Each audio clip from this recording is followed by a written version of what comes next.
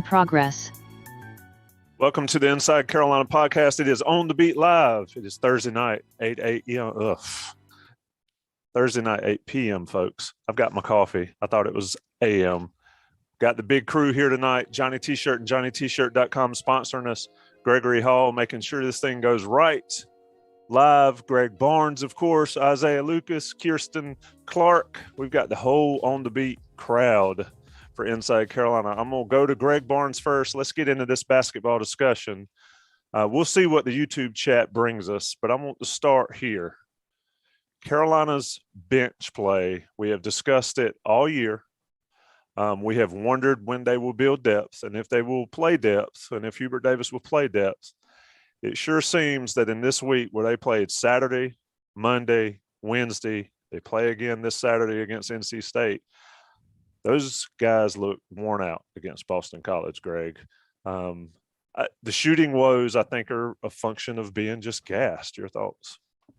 I agree with you. And, after the Tennessee game, Hubert Davis was asked about if the guys were fatigued because they looked so lethargic in that game. And he shot back, kind of laughed and said, well, they're 18, 19, 20-year-old kids. There's no reason for them to be tired. And then, he was asked after the game against BC, and he acknowledged that they were tired. So I think that kind of speaks to where they're at. The problem for North Carolina is we know they don't have Anthony Harris. We know Dawson Garcia is not with the team right now.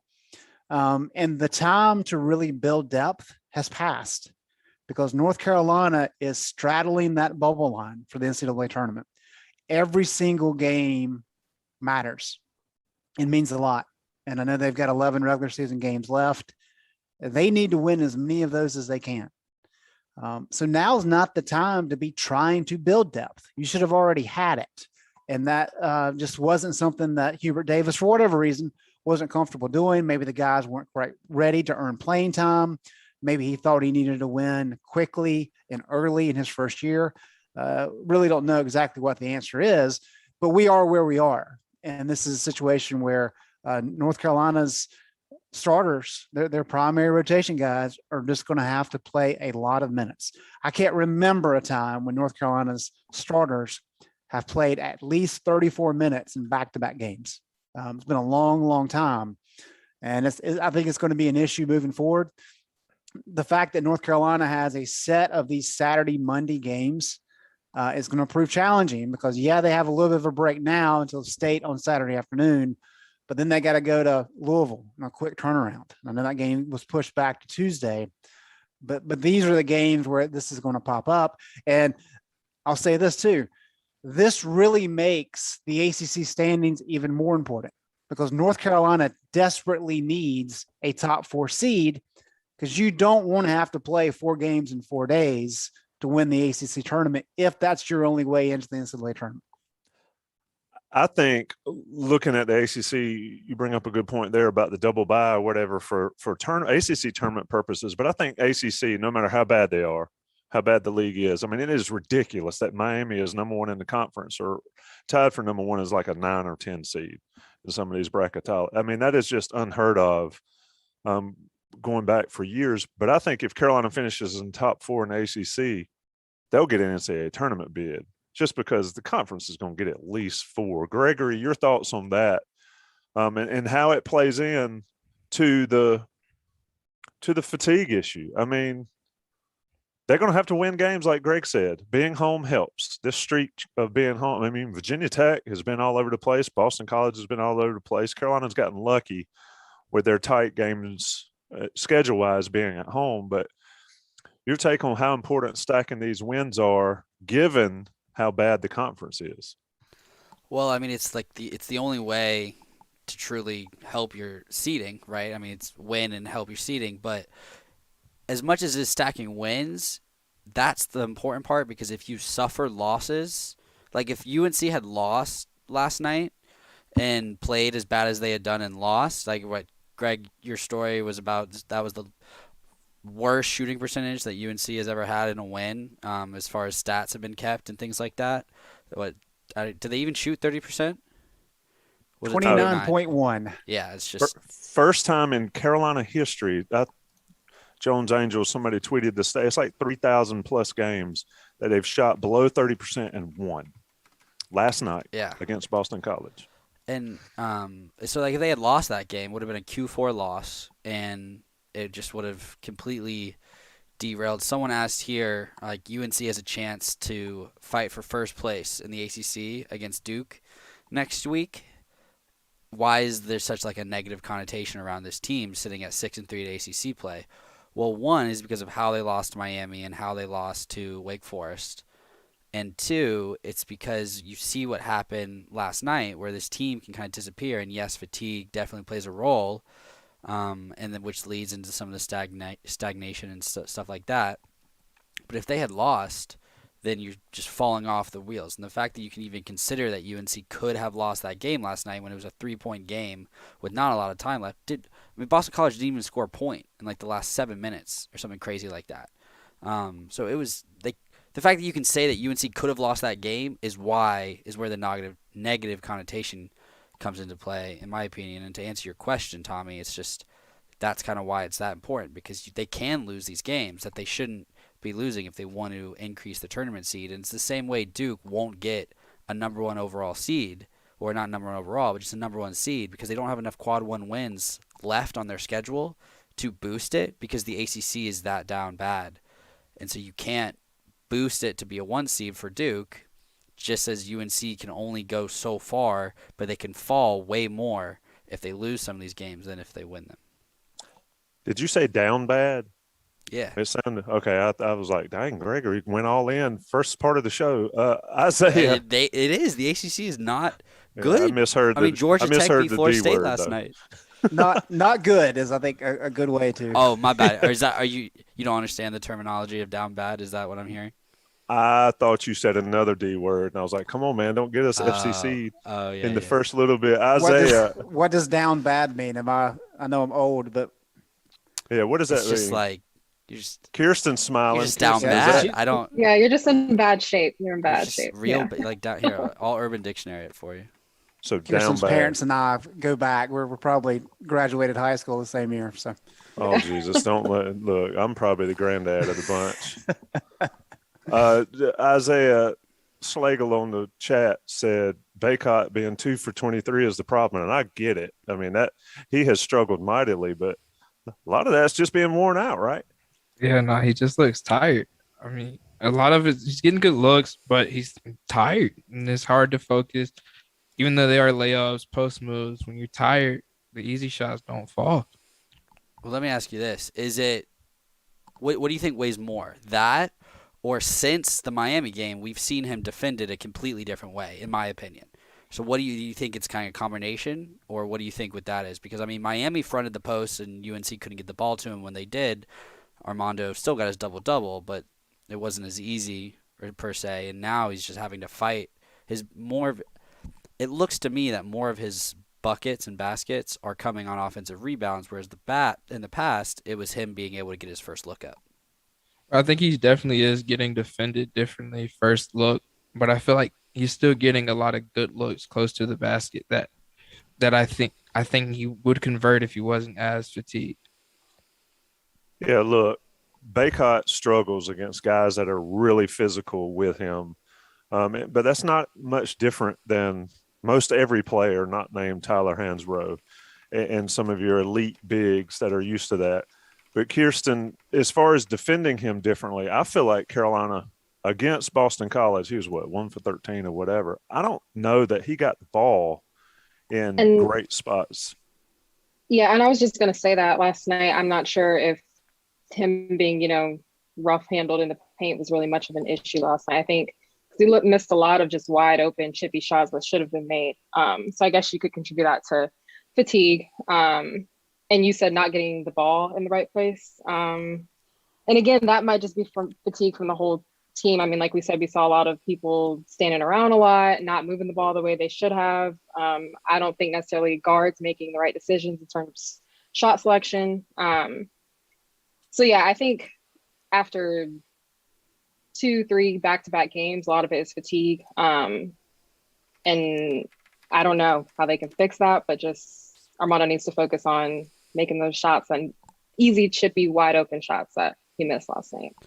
And you mentioned the guards not making the right decision. That's happening even before we can play the fatigue card here, right? The fatigue card is just recently. So, Greg, I wanted to ask you what you've seen as far as why the dribbling too much consistently happens. Because Hubert has even mentioned it recently that that's where bad things begin to happen. So, what are you seeing as far as because that's not really the fatigue card in my opinion, because the guards were doing it when they were beating Virginia at some points, right? It kind of happens to these guys.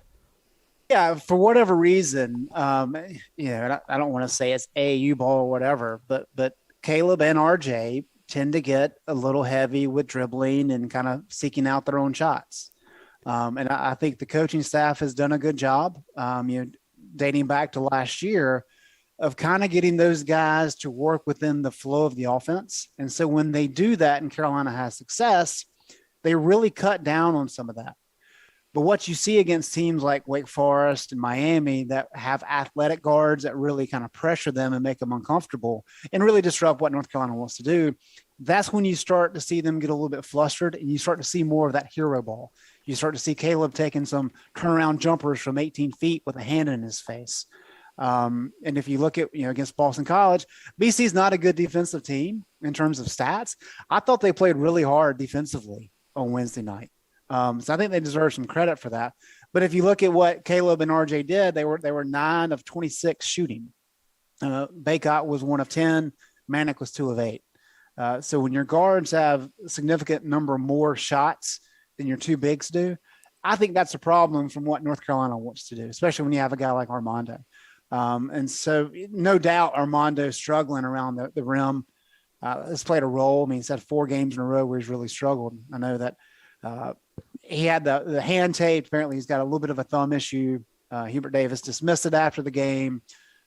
Armando's, not going to be one to use that as an excuse, but certainly that probably plays somewhat of a role. But he's just having a little bit difficult time at the rim. And I think that puts a little bit more pressure on the guards. And when they get pressured, they just tend to kind of go off on their own too much. And we've seen it time and time again. And that's just really something the coaching staff has to stay on them. Look, guys, there's going to be shots for you, but we have to withstand that adversity and really do what we're trying to do offensively. And when they do that, typically North Carolina has success.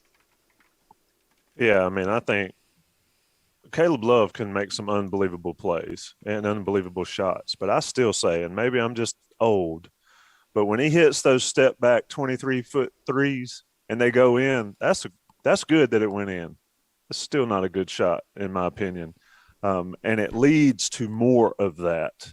Isaiah, you're smiling. What do you think about that? I mean, I don't know. I feel like if you're taking those shots, it's a confidence thing. And if you're making them, I think it just bodes well for your game overall. I wouldn't necessarily, if it's early in the shot clock or if it's a couple of possessions in a row where you haven't hit it, sure, it's a bad shot. But I don't necessarily mind him taking those type of shots because he's shown he can hit them and they're confidence boosters. So here's the thing, and I agree with that. The problem is Roy Williams just say, I don't mind the guys shooting them, but they better make them. And what Caleb has shown, we have a whole season of it last year, he's not scared to shoot the ball. And when he gets into a rhythm and he starts making them, look out. You see the potential. You see this kid being a potential first-round NBA draft pick. But for whatever reason, that's not his typical performance. And we have some of these, against BC, when your point guard's 5 of 17 shooting, not necessarily a good thing. But I agree with you. When he gets it clicking, North Carolina is a great team. So the challenge is, how do you rein that in when they're not quite falling for him? And that's not a Caleb thing. That's just a basketball issue all around, right? Is you got guys that you want to lean on, and when they get hot, they get hot. But it's kind of making sure it's the heat check idea, right? I wanted to bring up something that our man T. Slagle keeps bringing up in the chat here because he's talking about the driving and things like that. Caleb is shooting the ball from beyond the arc at a higher clip than he is shooting the ball from inside the arc. I was just about to bring that up. Good job, Slagle. He thinks like me. So Caleb is not having success when he drives, and that mainly is due to vision. Once he gets in there, he's committed to either the pass, and then that leads into it because it's obvious that he's going to just pull up and pass, or he drives into traffic and he doesn't get the proper shot that he wants to as far as being from inside the arc and driving. RJ Davis, the best two-point shooter from the guard's perspective at 51%. So if Caleb keeps making the deep threes when he shoots them, because he's at a 42% clip, and he's at a 38% clip from inside the arc, it's just going to keep happening, right? Because until one of the coaches or he can realize, or coaches can get him to realize, or he can realize himself that he needs to make better decisions with it. And I think all of this, everything we've talked about in the last few minutes here, comes back to decision making across the board. Watching Armando when he gets the ball, I think he's maybe taking it upon himself that he has to go up with it. And some of the best possessions were at the end of the Boston College game. Or no, I wasn't at the Boston College game. Who did they play on Saturday? I can't even keep track. Monday. Last Saturday? Virginia Tech game. Tech.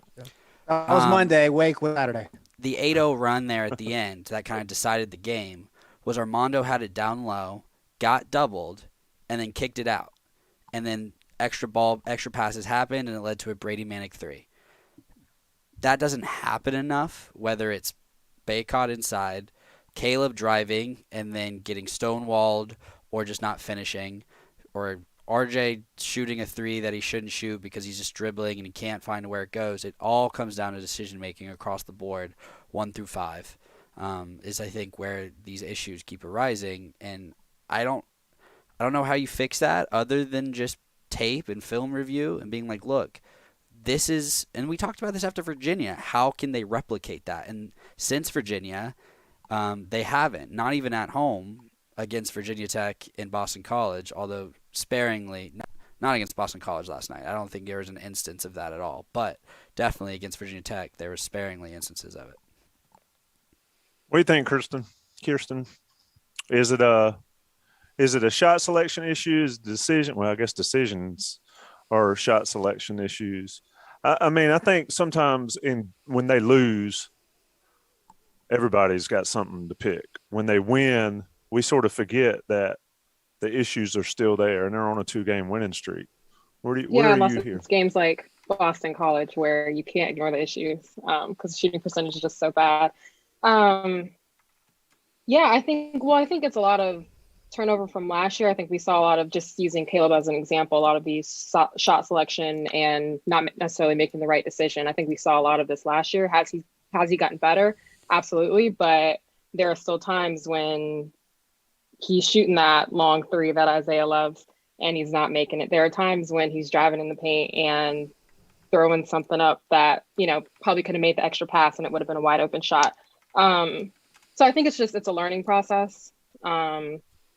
Reviewing tape, going over it in practice, but I guess until you find out that these aren't working, and maybe you have to lose a couple more games. But it's just, I think it's turnover from last year and just something that they'll have to keep working on for it to get better. Look at there, Dewey Burke comes in. The man is on the road at work, working hard. Dewey, what's going on? Do you work in a cave?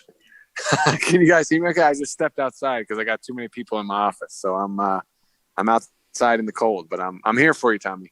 Yeah, well, we can't see you, but that's fine. We can hear you, and that's the only thing that matters. We are talking about with this team shot selection, decision making, and how fatigue affects all that. And I wanted to get your take on it since you've been there in the arena before and seen guys up close dealing with it. How much does fatigue on the basketball court affect the mental side of the game?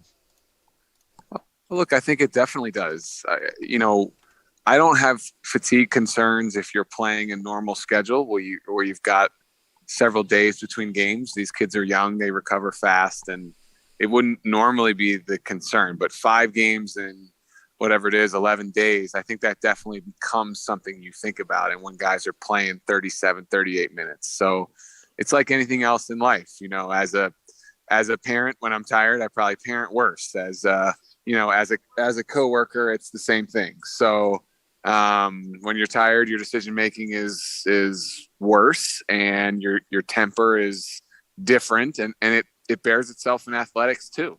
You're tired, your brain doesn't work as well, and you make poor decisions sometimes. So I think it's a concern during this stretch. I'm hopeful that it's not a concern once we get back to a regular schedule and more normal stretch. Dewey, you and I, oh, sorry, Greg. Go ahead, Gregory. Dewey, when you and I did our post-game show and with replacing Tommy, you said, we talked about, has this team earned the fan base's trust yet? And your answer was no. And the way to do that was to win a game ugly, in addition to the consistency. Well, the last 2 games have definitely been that. So I'm curious, question here from Drew Krebs in the chat, the value and the wins that these last two games, considering they were ugly wins, especially last night. I do think it's important, and I understand the opponents were not that strong, especially Boston College. Neither of those teams is likely to be a tournament team, but I do think it matters because we hadn't shown that. Now, have they earned our trust all the way from the fan side of things? The answer is still no. But I do think this was important because up to that point, we'd have these games where, oh, we played great, so we won. Michigan, Virginia. Or we played terrible, Tennessee, Kentucky, and we lost. And there was really no in between. And I throw out the early season games against inferior opponents. Now that we're in the conference, I needed to see that we could win ugly. Now let's win ugly against a better team, a tournament level team, and grind one out. And then it's another step.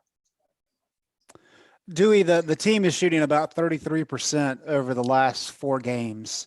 I imagine fatigue plays a little bit of a role in that.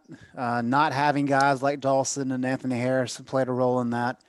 Is there any concern, that this is anything more than just a shooting slump, or do you expect them to kind of bounce out of this? It's a great question. I don't know, because there was a point there, and Greg, you'd know better. There was a point there where we were the number 1 3-point shooting team in the ACC, which I thought was a little bit of fool's gold. I'm maybe concerned that this is who we really are, that we're just an average shooting team. And so if you gun to my head, ask me to tell you what I think the future looks like, I think we're more of like a low to mid 30s 3-point shooting team, not a 41 to 42. Maybe I'm wrong. And maybe Brady will continue to shoot the ball well, and Caleb snaps out of it and shoots a better percentage, and same for Kerwin. But I kind of feel like this is more of who we are, and so we've got to be able to score the ball in other ways, and that's getting into Armando and having him shoot a better percentage than he has the last couple nights. And Dewey, here's a stat for you: in ACC play, UNC ranks 13th in 2-point field goal percentage at 46.1. That's a stat that is unheard of, at least in the Roy Williams era. We've only got one post player, right? I mean, there's only one guy who's trying to score around the rim. Caleb penetrates and gets in there every now and again. But if Armando has a low percentage outing, it's going to lend itself to being in the 40s on 2-point percentage, which is abysmal. But it's not that surprising given the roster, right? As we've talked about here, Brady and Dawson, if he comes back or when he comes back, they're perimeter oriented bigs, right? So it's not that far fetched given the makeup of this roster.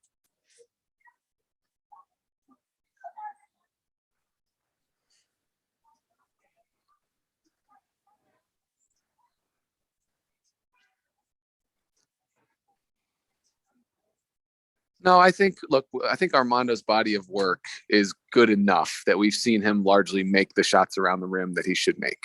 And so he's just in a spot where maybe it is fatigue. His just touches a little off. And I think he gets that back. That I think is a surer thing than us going back to shooting 40-something% from 3. That's how I feel. Let me ask one question that I was thinking about. The seasons are a grind, Dewey, and you know that, and especially in COVID area where they're rescheduling games and all that. But can you get your legs back during the season, and how long do you need for that to happen? Oh, you definitely can. You definitely can. Practices start to get shorter, and I don't have the schedule in front of me, but typically there's that 1 week where you maybe play on a Monday and not again until a Saturday, or you play on a Sunday and not again until a third or something, where you have 3-4 days and 2 of them are off days and you recover and you get in the cold tub. So for sure, especially at 19 and 20, I mean, that can definitely happen. And so I would not be so concerned that there are guys that normally would play 31 minutes are playing 38. I think we're overemphasizing it a little bit. It's just tougher during this stretch when we're down Anthony, we're down Dawson, and we're playing 5 games in 11 nights. I think their legs will be fine. What about building depth mid-season, specifically right now? Because right now, yeah, look, if it existed, I'm sure the starters wouldn't have played 37 minutes in back-to-back games. Yeah, look, what is Hubert telling us? He doesn't fully trust guys to play more than short spurts. He's not there yet. Puff is apparently fully ready to go now, and he only played 4 minutes. Why? Well, he's got to earn Hubert's trust. I mean, or that's what I would say. That's what, if it was Coach Williams, that's what I would say. Like, why isn't so and so playing? Well, Coach doesn't trust him yet. Somebody asked in the chat, what were the layups against Boston College? I think it was 8 for 16, if I'm looking at the stats correctly, which is actually not as bad as I thought it was, because I could have sworn Baycott missed probably all of those in going what he did. Let me ask you, Dewey, NC State comes in on Saturday. Tell folks listening to this, in case they've forgotten, what's your former head coach thought of NC State, and what you as a former player and your former teammates and all the Carolina guys think of NC State? Yeah, I mean, it's an easy one. It's a fun one to talk about, because the difference for us inside the program, the difference between State and Duke was simply this. We hate Duke. We hated Duke, but we respected them. They were good. They were well coached. They had great players, and it was a healthy respect as much as you wanted to beat them. None of us ever felt respect for NC State. We just never did. And right, wrong, or indifferent, that's the truth. And Coach never said, I don't respect them, but he sure as hell hated them. And he hated them from the time he was a student. And he told us a story about when he was a student, and he went over there and got into some kind of a thing. And from that point on, the guy never wore red a day in his life. And so that trickled down to us, and that's how we all still feel. I take more joy in State losing or State having bad luck or something happening to them, honest to God, than I do in Duke losing. And I think all my good friends and teammates feel the same way. Isaiah, you got a question for Dewey? Hey, Dewey, when it comes to Kerwin Walton, him finding his role in this team, it seems like as the season go deeper into the season, that becomes harder. How hard is it going to be to kind of find him minutes and find him serviceable in games? Yeah, I just feel like he needs a game where he makes 4 or 5 threes and he snaps out of it. He just seems to lack confidence, and you cannot be a shooter without confidence. We've talked about this reference before. It's kind of like being a corner in the NFL. The best corners have no memory. Right? They get burnt on a 9 route. They come right back talking junk, ready to press up in man-to-man, thinking that they are going to defend every pass. And as a shooter, you have to have a short memory. And right now he's got a crisis of confidence, it looks like. And so if he can get one of those games where he makes 4 or 5 threes, I think maybe he snaps out of it and then he's good. If that doesn't come, then, maybe he never finds it. But he's so capable. I hope that he can have that one night where he gets out of it. Specific to Kerwin, it looks like, the beginning of the season, it was talk about for Kerwin to make that next step, he needed to do more in his game. And it looks like to me that that's what's happening with him, is when he gets the ball, he's like, maybe I should drive. And he's like, wait, I don't. He doesn't know. He doesn't look like he knows what he's doing. But when he has the ball in his hands and he shoots, it looks like we saw him last year. Is that kind of what you're seeing, Dewey? I muted you, so you're gonna have to unmute yourself. How'd you mute the man? Because there we go. We can see him. I'm back. Yeah, I think what you said is right. When you're not confident, you overthink and you don't just play. And I think that's what you're seeing. There's hesitancy. That's the best word. There's hesitancy when he catches it. Whereas last year it was just let it rip. And so he's got to just find that and see. And look, nothing cures it better than having a game where you hit 4 or 5. That's what he needs. Kirsten, you got something for Dewey before we let him get back to the party at work? Yeah, one more thing. While we're on the topic of guards and getting more involvement, especially on offense, we've seen Leaky shoot the ball a little bit more, make shots a little bit more on offense within the last 2 games. Do you think that's something he can keep up, or was that just kind of like a flash of what he can do on offense in the last 2 games? No, I do. Look, he's not like totally incapable like it's been made out to be, and he has to be some semblance of a threat. When he catches the ball, whether it's behind the arc or even at 18 feet, he has to be some semblance of a threat, because otherwise they don't even pay attention, and you feel like you're 4 on 5. And so the last couple of nights, he's been a little more assertive. He's been willing to take a jumper and make a couple. I don't think he needs to shoot 8 or 10 of them, but shoot 2 or 3, make 1 or 2, and they have to at least honor it. And then it's actually 5 on 5. We had that stretch there where it was almost like we were playing down a man offensively. And so clearly they watched film or had a conversation because he's become a little more assertive. And again, he's very capable. So he just needs to keep playing the way he's been playing. Folks, that is Dewey Burke. Dewey, I'm going to let you get back to life. I appreciate you taking time to join us here. And I will, if I don't go to the Smith Center on Saturday, I'll talk to you post-game.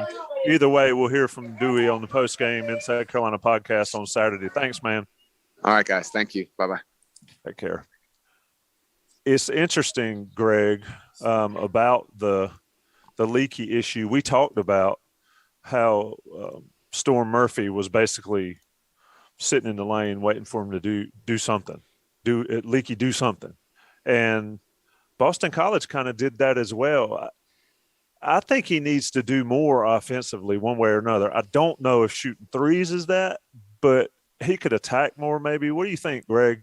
How can he help this team more than just the stat sheet stuff type things? Yeah, and I think this kind of gets into the matchup aspect of it. After going back and watching the Virginia Tech game, after we had our conversation in the post-game podcast, Tommy, if I was the coach, and granted, I mean, let's lay it on the line here. The last time I coached was my son's 5-year-old church league team, right? But just watching Storm Murphy, who's 6 foot tall, trying to allow Leaky Black some room, who's 6'8". I mean, why not take advantage of that and say, you know what, Leaky, if they're going to disrespect you like that, go post him up, and let's just clear everybody out. We'll post you up, and we'll see what they do, and we'll try to get them out of doing that. And you don't see teams do that a whole lot, and so I think try to utilize his height some. And if they're going to disrespect him with smaller defenders that he has an advantage over, let him try to utilize that and capitalize that to the best of his ability, just to kind of force the other team's hand. And like you said, Virginia Tech wanted him to take some of those outside shots. And fortunately for Carolina, he made a few of them, but that's not his thing. And I know he made the one early against BC. I think he attempted 2 shots after making that first 3 on the first possession. Mm-hmm.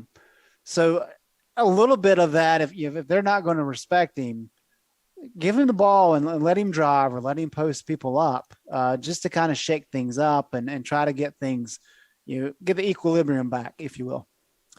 That's one part of his game. I mean, he's a senior at this point. I know he played point guard in high school, and he's always been a guard with height, but I'm surprised he didn't really drill on being a solid post-up guy, because he could wear people out. What did Theo do? You remember Theo when he started playing a little bit of the 4? I mean, he worked on some post moves his senior year.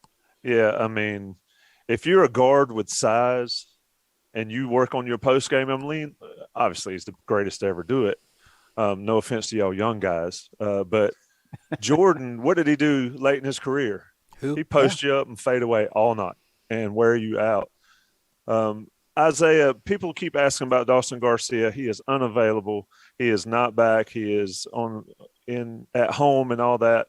Anthony Harris is unavailable. The question comes in is who gets the minutes? Well, we've seen who's gotten the minutes in those guys' absences in the past 2 games, and that's the starters.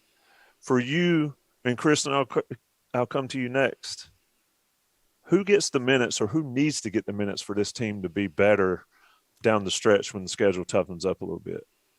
I think he's got to let Dontrez and DeMarco loose. I think he's got to find time to just let them go, let them play, let them get experience now, because he's gonna need them, because RJ and Caleb, they can't handle ball responsibilities the whole game and make smart decisions.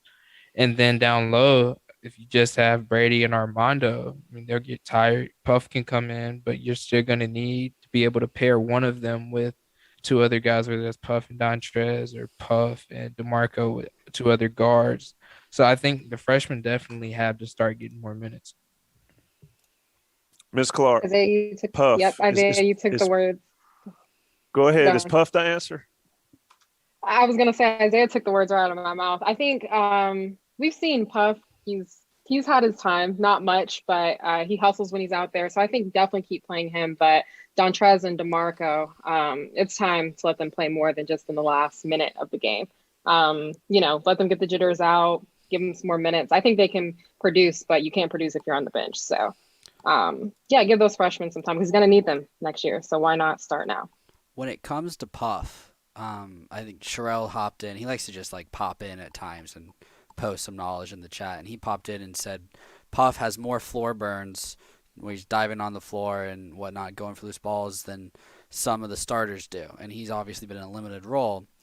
When it comes to what guys tell us about their game and things like that, I don't think anyone has really embodied that more than Puff. I mean, he didn't tell it to us, but he did his interview on Carolina Insider where he was asked about the value that he brings. And he said, I just feel like my game, I give it 100% every single time, no matter what the score is, no matter what position I'm at. One thing that you can bank on is that I'm going to go 110% no matter what, and just doing the little things. And I think with the last two games specifically, there's some value in that. It's not necessarily, he's obviously knows that he's not going to be Caleb Love right now and drop 20 on you, but he can at least provide something that's not there when it needs to be. And does that need to be 15 minutes? No. Does it need to be more than 3, in my opinion? Yes. Greg, at this point in the season, do you think it changes? No, I don't. But I think Kirsten's point is very good there, in that, and this kind of gets to a bigger issue. And we've talked about it a little bit in the past. And I don't, people get upset that we're a little bit critical of Hubert. I mean, we're learning how he operates, all these things. He's a first-year coach that comes with the territory. But I've never looked at this at all as his job's on the line, right? I mean, it's his first year. He's going to have a number of years here. So if I've got a question about anything, it's the idea of build that foundation of what you're wanting, right? And as she said, like, you're going to need these guys next year. So, yeah, you want to win now, of course. But you're also wanting to set the foundation for the years moving forward. And Roy was always about that. Like, I'm coaching for the program. I'm not coaching all the time just for this team. Like, we're looking ahead as well, because our goals are more than just this year. And I'm just fascinated by the idea of Hubert. If he feels the pressure that he's got to win right now, or else things are going to go south for him, I would hate that to be the case for him, because I don't think that's true. I think he's going to have some time to kind of build this in his own image, if you will. And I think some of that's kind of been lost in the emphasis to win right now. And while I would love to see Dontrez and DeMarco and Puff see a lot more minutes, I just don't know that it's going to happen. And I think we're at this point in the season now where all these games are so important that it kind of limits their opportunities. So it's kind of a catch-22. You would like for him to be able to build beyond this year, but yet you've got so much pressure in this year that makes it difficult. That's a great point. And that's something we haven't talked about. We talked a lot about the need to win now.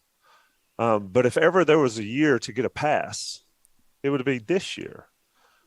But Slagle, bringing it on the chat, said, Gregory, is that fair to the current team? To prepare for future teams? To prepare for next year or beyond. Is that fair for Baycott? Is that fair for Manic? Well, you can do it in a way that doesn't hurt the current team. That we're not saying that it's like, oh, at this point, it's maybe your championship aspirations aren't what you thought they were, so let's play Dontrez and DeMarco 25 minutes a game, right? We're just, I mean, like I said, Puff, it doesn't need to be 3. It doesn't need to be 15 minutes a game. It can be 8 if he's giving you that effort consistently. Now, I get at times the bench goes in and they played really badly in the first half against Virginia Tech when they came in and played these minutes we're talking about. But I think there's a balance there. It doesn't need to be like, oh, it's not fair to the current team or this is only helping those guys and whatnot. But I think it's leaning more right now towards not helping the reserves than it is hurting the starters. So I think there needs to be a medium where, because I mean, it's a team, right? It's not starting lineup and the bench, right? It's they work together, and we're not saying pull all the starters out and then play a starting lineup of DeMarco at point, Kerwin at the 2, McCoy at the 3, Dontrez at the 4, and then I'm leaving some Puff, right? Or Dontrez at the 5. You know what? It's not what we're saying. So yeah, is my point on that.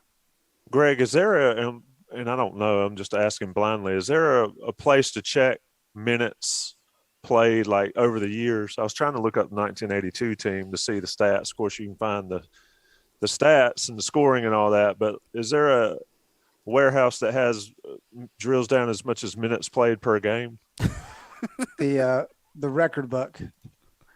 Tell me what year you're looking for, buddy. 1982. I want to know how many minutes the starters played, because I was trying to think back to teams that where you've had starters play more than this year, and I can't remember any. But 82 didn't go very deep, and I know I'm dating myself, but for everybody here, Gregory especially, that was the team that had Michael Jordan, Sam Perkins, and James Worthy. You've probably heard of those guys. It's a good team. And I think they were pretty good. Yeah, I don't have how fast he found that. I don't have the actual minutes, but I will say that the starting 5 averaged at least 7.6 points per game. Jim Braddock was next in points at 1.9 points per game. So that kind of speaks to a very short bench. The other one that I think everybody remembers is Guts' first year with the 6-man lineup. And let's see here. Are there minutes for that one? No, there's not even minutes for there. But that same situation, you got 6 guys averaging at least 5.8 points. Maktar averaged 5.8, and then after that, Brendan Haywood was at 2.9. So that kind of speaks to the minute differential. The real quick interruption: the UNC women's team just upset Duke and Cameron 78-62. Nice. That place was rocking. For those watching, is that an upset? Yeah, Duke's ranked higher. Oh, okay. At least the last time I looked. They play NC State again this weekend, don't they? Or it's coming up again. Anyway, that would be a fun game to go to. They need to show up against that one. They play hard. Isaiah, what are we missing about this team? We talk about a lot. Sometimes I think we talk a lot and we don't say much, at least me. But what are we missing when we look at this basketball team? They are 14-6, not 6-14. They are in the upper echelon of the ACC. Why are we so down on them? I think the way the 14-6 looks, I mean, the losses are against tournament quality teams. Hubert came in saying they had high expectations for the team, and they haven't played to those expectations where you think they're going to be a tournament team, fare well in the tournament. Like, this is a team that looks like right now, if they make it in, a first-round exit's very likely. Ms. Clark. I think it's that simple. No. I don't know if it is or not. And I'm going to circle back to Greg. And, Greg, I'm coming to you with some heat that you got earlier in the season. But, Ms. Clark, what do you think? What are we missing besides that? Man, Isaiah hit the nail on the head, but I don't know. I mean, yeah, I think they played the games that they're losing are against teams that they could face again later on, and that they're going to face even higher quality teams, and they just won't put up a good fight. But I think it is important to note. I know last night someone asked Hubert. Someone mentioned something about winning. Ugly. I think it's important to note that we still see good things even when they're playing bad. When they're not playing good on offense, we see still good defense. Hubert likes to say energy, effort, toughness, still showing signs of that. So I don't think it's over, and I don't think it's I think they still have a chance, but I just don't think we need to count them out yet. But yeah. Greg, I'm gonna come to you, and there's a couple more questions off the YouTube chat, but Isaiah hit it, and he talked about expectations and what expectations were set at the beginning of this season. And I think you talked about it. We all talked about it, the messaging early in the season. I think that is why we're here talking about a 14-6 team that's in the top 5 in the ACC or whatever, and we're acting like they've had a terrible season. Granted, the competition that they've won against is lesser than the competition that they've lost against, but isn't that always the case for the most part? Your take on the expectations, the reality, and the perception things that are going on with this team. Yeah, well, Miss Clark nailed it right there, as did Isaiah. But the challenge with being North Carolina and being a blue blood and being what this program has been for the last 70 years, basically, is that the bar is so high. And if you're not playing great basketball, people are going to pick and pluck and really kind of tear you apart just because the expectations are so high. Clemson, that doesn't happen, but North Carolina doesn't want to be Clemson. And so at times you kind of hate it for the players because, they're trying their best. But if they're not as talented as Jamison and Carter and Ed Cota, that's not their fault. Will Johnson, he used to get so much heat. And that kid busted his butt 20 years ago. But because he wasn't an elite NBA guy, people criticized him. And always hated that. That's always stuck with me because he played as hard as he could. So that's kind of the challenge. Now, in terms of expectation setting, as we've discussed, Hubert said after the Asheville game, after they looked so bad up in Connecticut, he was convinced that this team had a chance to win a national championship. I don't think anybody at this point in time still believes that. Is there a fluky chance? Sure. And that's kind of where I said I think some of the messaging is part of it, that there is going to be a learning curve, and it's not going to be a smooth ride, even though some people thought it might be. It's not fair to Hubert to think that. But I think everybody's kind of understanding this is a challenge. Theo Pinson went on Go Hills podcast and said, everybody relax. So we've got Theo on board now. So I think everybody's kind of understanding that this is going to be a process. And, even Hubert, I think he's toned his comments down, kind of understanding what this team needs to do. Now, North Carolina's 14-6, pretty good record. They are, I guess, a game out of first place in the ACC. However, as you said earlier, Tommy, Miami is basically a bubble team right now. And so I went back and looked. Somebody asked, what happened last year? Was there anybody that had no success against Q1 teams and still got in? Yes. Syracuse was 1-7 against Q1 teams last year. North Carolina is 0-6 right now. But Syracuse was 6-1 against Q2 teams. They got in as a number 11 seed. Carolina was a number 8 seed last year. They were 3-9 against Q1 teams, but they were 8-0 against Q2. And this is where it gets important. Carolina played 28 games before Selection Sunday last year. 20 of those 28 games were against Q1 or Q2 opponents. Jeez. Right? So it's the whole idea of the the rising tide lifts all boats. That's typically what happens with the ACC. And you're seeing that like in the SEC and the Big Ten this year. Michigan gradually is moving up the rankings, right? Even though the record's still not very good because they keep playing very good teams. Carolina right now is 0-6 against Q1s, They are 2-0 against Q2 teams. Carolina's going to play 31 games in the regular season. And as of right now, more than half of them, 16, are Q3 or Q4, which means those games do not matter whatsoever in terms of NCAA tournament resume. Unless If you win. If you lose them, they do. That's right. Absolutely. In terms of winning, they don't help you. And that's crazy for a North Carolina team, for more than half of your games not to matter. And they've only got 7 Q1 or Q2 games remaining. And so that's why these games are so important. Yeah, BC is a Q4 win at home. If you lose that game, it is detrimental to your chances.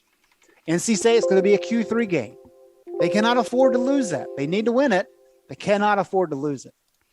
And so you're talking about games like at Virginia Tech, at Clemson, having massive implications. And the only game really at home remaining that matters is Duke in a couple weeks.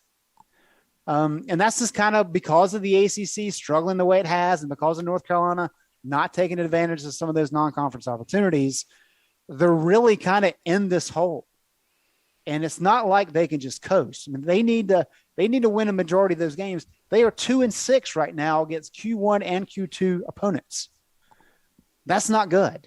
And so it's a challenge, but that kind of explains why, even though the record looks good, even though the ACC standings looks good, they really haven't beat many good teams. And they need to change that over the last, 5 weeks of the regular season? So what? Their only Q1 games left are both Duke games at Virginia Tech. And is that Clemson, not Clemson. I think Clemson and Virginia Tech are both right around 65, 70? Yeah. Well, the 75 is the threshold. So 70, is it different on the road versus at home? Yes, it is. significantly. So top 30 is a Q1 at home. Top 75 is a Q1 on the road. And the reason why is the way that the net works right now, it's made up of 2 components. One is just your net efficiency, which is like how good your opponents is, kind of like the old RPI. The other part is how good are you against quality competition away from home? That's the focus. And what we talked about all year, Carolina looks great at home, not so good on the road. And so that's one of the components, one of the factors that's working against Carolina right now. Someone asked about FSU. They're in like the 70 range, and so it's a home game. So that's a Q2 home game. It's crazy how bad the ACC is, and just they're going to be 68 teams in the tournament. There's going to be a lot of names in that NCAA tournament come March Selection Sunday that people are not used to seeing in there. I think if the ACC is only going to have a few. Lenardi has Providence as the 16th best team overall and could be a 4 seed.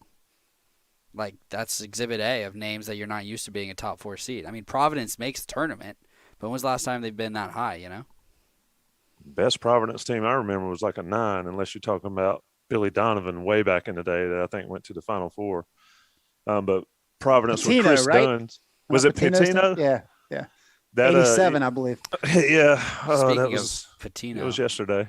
the Chris Mack stuff. Is Pitino going back to Louisville? No, but just Louisville just has, since Pitino has just been, it's been crazy. So let me ask y'all going to cover Carolina and Louisville. Is Louisville the train wreck that they seem to be, or is it a Chris Mack issue, Greg? Because I thought they were pretty good. They just haven't been good. Yeah, I think with all the issues earlier this year with him getting suspended, and then you have the Malik Williams comments the other night, I just think there was a loss of faith with the powers that be with Mack, as well as losing the team a little bit. I thought he was a good hire when they picked him up from Xavier. I thought that was going to be a guy that could have some success. Clearly has not happened. And the interesting thing is I'm not exactly sure who you can get. I mean, Louisville's a good job for sure. It just doesn't seem like there's that many kind of elite level college basketball coaches right now. I mean, look at Carolina and Duke, right? I mean, Carolina with Hubert this year, first year head coach. Next year, Shire at Duke, be a first year head coach. Wes Miller, his name just keeps getting tossed around, even though he's the first year guy at Cincinnati now. You see Bruce Pearl's name got tossed around at Louisville? That'd be great, right? Pearl and Calipari. I'm sure everyone listening would We'll love Bruce Pearl in the ACC. I mean, he's got his team playing well. He's got some studs on there. I know he's got somebody that people don't care much, but I know that guy would help Carolina a lot right now. Let's go. What needs to change the most? Last question from the YouTube chat. I'll start with you, Gregory, because you're top left on my screen. Not sure what it is on the YouTube screen, but what needs to change the most for this team to secure an NCAA win or NCAA bid? You gotta force turnovers, and you just have to. 358th in non-steal turnover percentage, 355th in turnover percentage. Like, we talk about winning ugly, right? Like, it's great, but like, if you to win ugly against good teams, you gotta make them force turnovers and put pressure on them to not run the offense that they want to run. And part of the issue against these better teams is and Hubert said it after the Wake game, that they just look at who they're playing. Very athletic guards that UNC has not been able to defend because they've just let them do whatever they want to do and just haven't put pressure on them at all. So I think that's got to change more than anything. And I don't know if that's just better on-ball defense or better help defense or just moving your feet more or even just hand-checking people and getting in their heads, but something to force more turnovers. Isaiah. I think along those lines, sticking with defense, I think on-ball defense, more specifically pick-and-roll defense, even though that's kind of hard when you have to play, well, when the starting five consists of two bigs that aren't as mobile. But I think that the reason why guards have success is because they get switches on the bigs and then they're just allowed to attack. So I think figuring out what lineups to use to defend against the PNR, I think that has to change. And I think that'll bode well. That'll help because if you're not forcing turnovers, you force tough shots.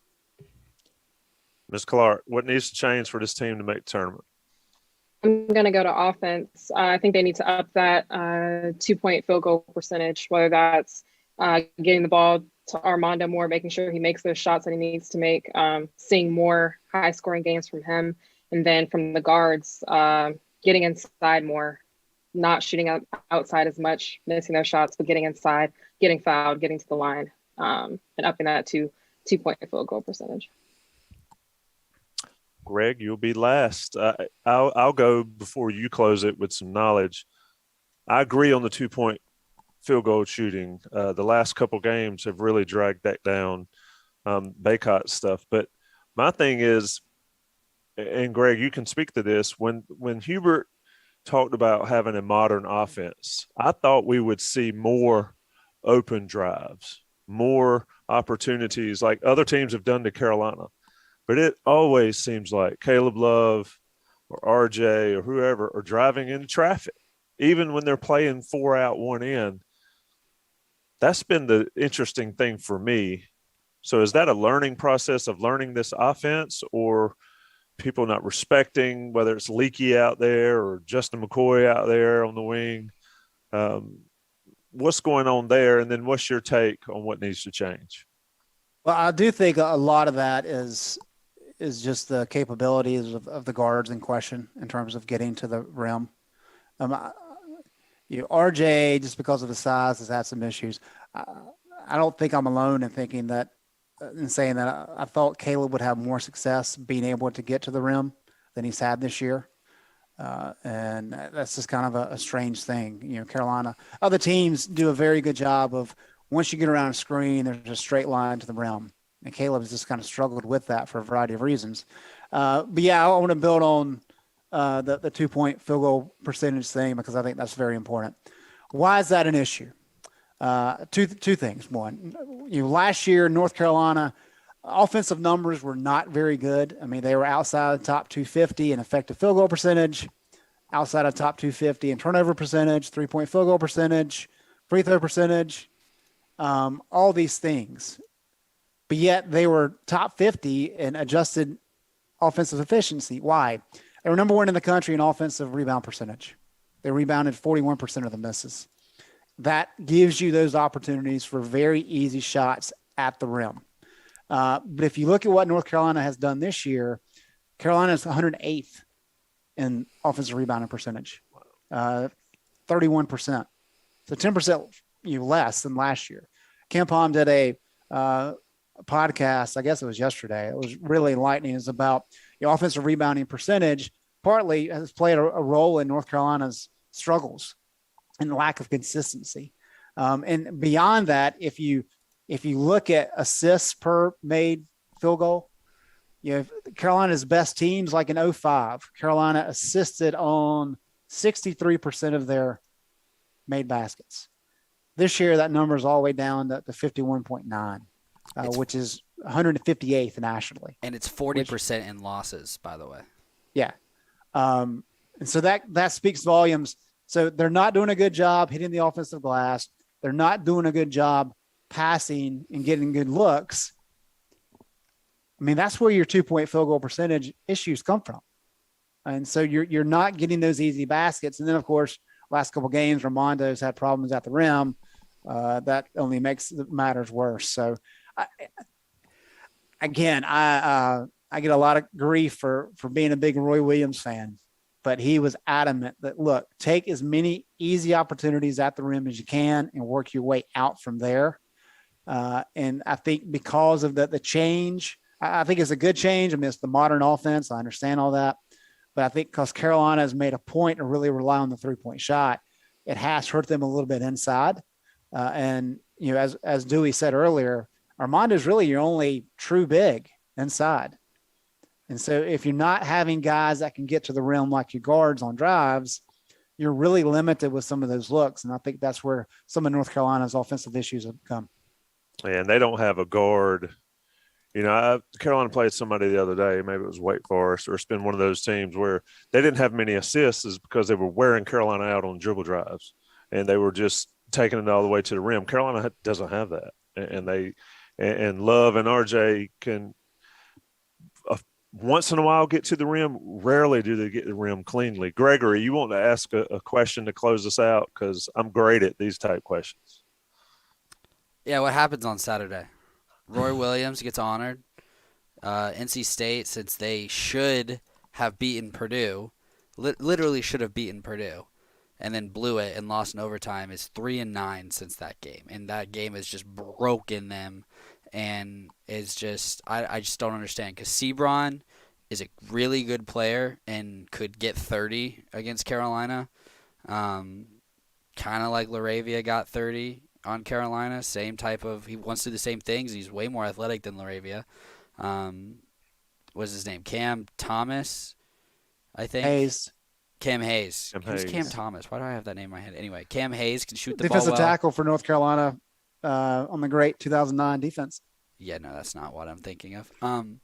He was 10 when that happened. State's got components, but they're 3-9. And so it would be a bad loss. I don't even know where they are on the net. 113th or something like that. So that'd be what, Q3 loss? Or is that Q2 still? It's Q3 game, yeah. So yeah, it'd be a Q3 loss. So, but it goes back to what I said earlier. It's a game that Carolina I could see losing, which is why there's negative connotations on a 14-6 team. So, predictions. Do I have to pick who starts? Is that how you do it, Tommy? Yeah, you go around. You tell us what we're doing. Ladies first, Miss Clark.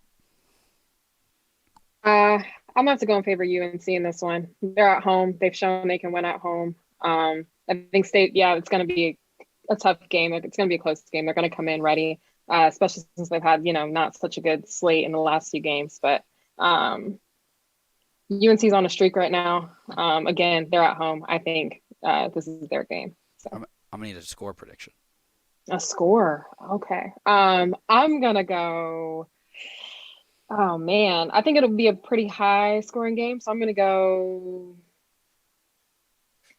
Actually, I take that back. I'm going to say 58 UNC, 55 State. I think it'll be close. Isaiah? I think it's a good thing this game isn't in Raleigh. I think that's really the only advantage Carolina has, at least at this point, is having this game at home. I think the crowd gets into it. I think they feed off of it because the team, they do well when the crowd's into the games. They can feed into the crowd. They definitely play better. I'm thinking 69-53 UNC. I think they hold Steve Ronda under whatever he's averaging right now. And I don't think anybody else from state will step up. Tommy, do you want to go?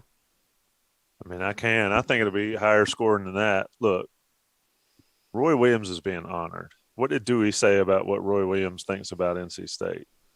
If this team comes out and plays bad and struggles against NC State,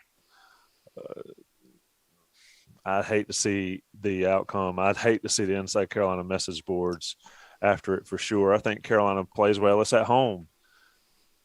I think a grinded out win would be helpful for this team, but it would just tire them more. I'm going to go 80-71 Carolina. I got 85-78, and I think UNC pulls away late. And the getting to 85 is free throw shooting down the end, kind of like the Virginia Tech game. I think it's close to like maybe the 2-minute mark, and then somebody hits some shots. But I think it's going to be in like Carolina fans are going to be on the edge of their seats, screaming, being like, "Why do we not lead by more?" And I think State's going to hang on for about 38 minutes, and it's going to make it stressful, if not lead at halftime, and UNC pulls away. I will say this. Baycott, and people are saying it in chat, Baycott's State has nobody that can guard him, but two things. One, he's got to stay out of foul trouble, period. You can get 2 points back. You can't get a foul back. He's got to play that way on Saturday.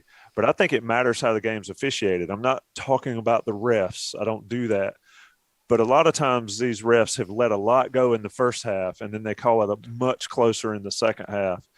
Carolina's got to adjust to that. Specifically, Baycott's got to adjust to that because he is the difference for Carolina. He is the State outside of Baycott can match up, I believe, with Carolina. They've shown that. Greg, what do you think? Hold on. Did you see Clemson attempted 45 two-point shots against Duke and didn't get fouled on any of them? They attempted one free throw, and it was the front end of a 1-and-1. And that's why Hurley went nuts. For Arizona State the other day is because they shot like 5 free throws, and the other team shot 30 or something. I mean, it's ridiculous, But look, and UNC shot a lot more free throws than Virginia Tech did on Monday night. I get that, but you attempt 45 shots inside the arc. One free throw attempt. Yeah, I probably would have I would have seen defense. that game. Great defense. I would have seen that game from the house because I'd already been home by the time the Brownell said something too. He was like, "It's not the first time this happened in this building." What the thing is look, folks got to realize it's the farewell tour. You got to get it all out of the system right now. What do you think happens Saturday, Greg? Or are you going to pull the Herb Street deal? You can't predict it since you're covering it.